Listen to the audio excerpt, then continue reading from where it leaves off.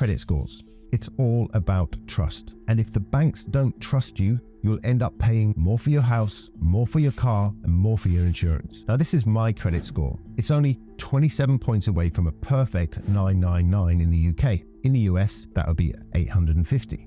It shows I'm trusted by my bank, and it gets me cheaper loans, cheaper credit on my credit cards, bigger overdrafts, and most important of all for me, lower mortgage interest rates. Now, I'm not trying to brag. Many people have scores this high and even higher. It's not actually that hard to achieve. But if you've never had your credit score explained to you like this, that it's all about trust, chances are you're paying a lot more interest on your credit card, your student loan, or your car than the rest of us.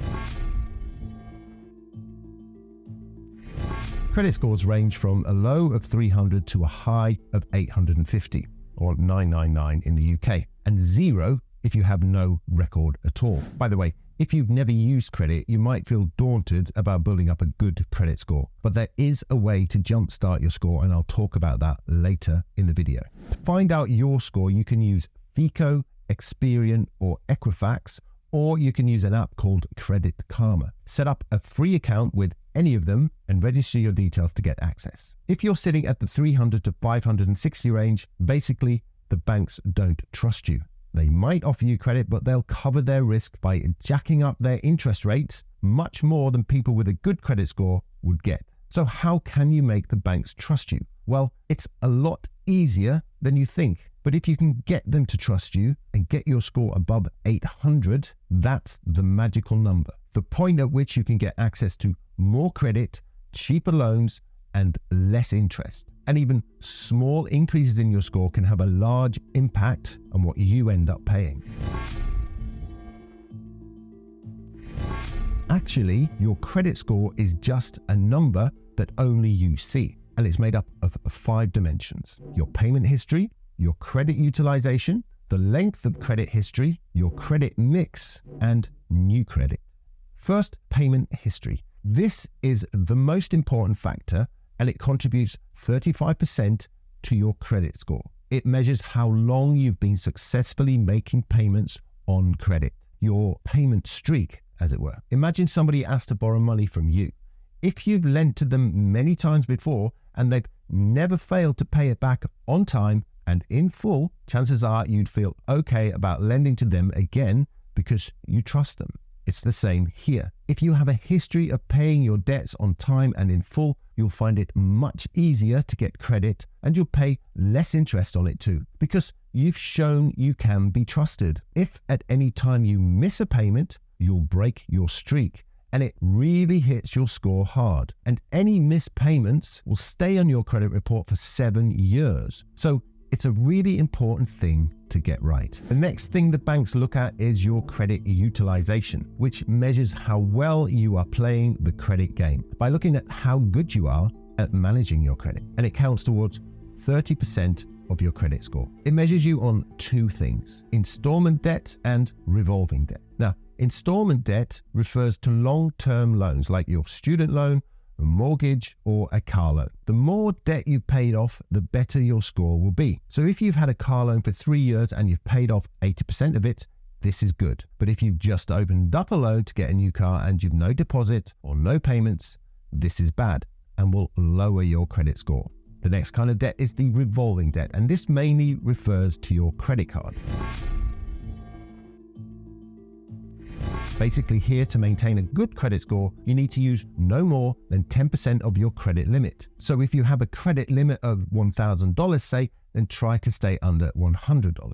Now, this doesn't mean you can't use more. It just means that when the credit agencies check your credit card utilization, you should only have around 10% of your limit used. Now, they check this on the day your credit card cycle ends, your statement date.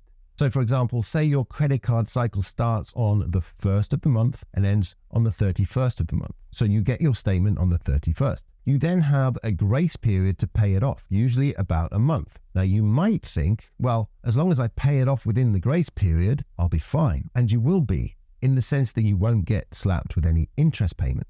But if on your $1,000 credit card you've used $900 and you have that balance outstanding on your statement date, that is what the credit agencies will see when they check your utilization, 90%, which is not a great look. So try, if you can, to pay off your balance earlier than the statement date. So 2 or 3 days before your statement arrives, pay it down to at least 10% left outstanding. Then when they check it, you'll be fine. Next is credit history, and this has about a 15% influence on your credit score. And it simply measures how long you've been in the credit game. The longer, the better. So if you've had a credit card for 10 years, this is good. If you've only just got your first credit card, this won't have much effect either way. But if you close out any of your old accounts, this actually counts against you, as you're removing a point of reference from your credit report. Remember, the system is set up to keep you in the credit game. Now, this might be right or it might be wrong, but if you know how to play the game, like I'm showing you here, you'll be fine. Next, we have credit mix, and it counts for 10% of your credit score. This measures how deep you are in the game. And by that, I mean how many different lines of credit you have open: credit cards, student loans, car loans, and so on. The more, the better. Did I say this is a credit game? It is. And the more you play the game across the many different ways you can get credit, the higher you'll score. Finally, we have a new credit, again with a 10% influence. This measures how often you're asking for more credit. The more you ask, the worse it is for your score. Every time you apply for a new loan or a new credit card, the company you are asking will do a check on your credit report, and this is recorded. And these will stay on your credit report for up to 2 years. The more hits you have, the worse it is for your credit score. Why? Well, this is sending a signal that you need credit, and so by implication, you're not able to manage your current amount of credit, and so could signal that you're in trouble financially. Imagine somebody you know is always asking to borrow money. What signal does that send to you? So apply for credit sparingly and only when you really need it. Now, if you're just starting out and you've never used credit, then your score will be 0. And it can seem like a long slog to get it from 0 to a score like 800. But there is one way that you can jumpstart your score called the Authorised user hack. If you can get somebody who trusts you, a parent or an uncle, to register you on their credit card, and they are trusted by the banks, that is, they have a good credit score, then you'll be associated with them and your credit score will get a boost. Now, it goes without saying that you have to use it wisely or you'll tank not only your credit score, but theirs too. If you do have a credit score but it's below 800, then there's room for improvement. And the way to improve it is to focus on demonstrating to the banks you can be trusted with credit. How do you do that? Well, you just focus on what the banks are looking for. And by far the most important of these are your payment history and your credit utilization. To improve your payment history, just ensure you hit every payment you have and never be late on a payment ever.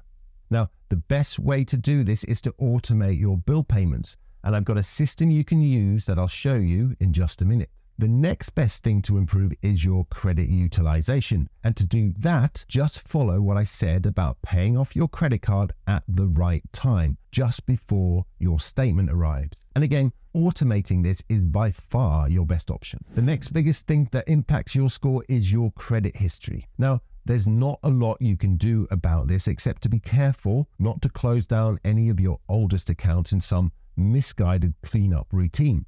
Keep your oldest accounts open, especially if they're not charging you any money, and find a way to use it from time to time. If it's a savings account, start putting some money into it.